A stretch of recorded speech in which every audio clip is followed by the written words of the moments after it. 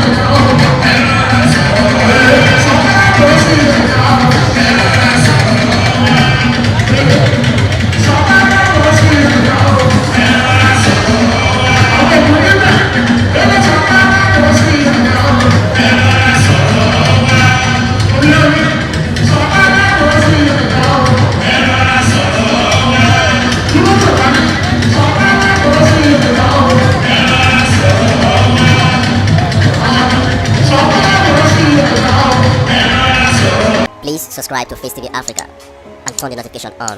Face TV Africa, ẹ jọ̀ọ́ subscribe, hete. Face TV was Swoby.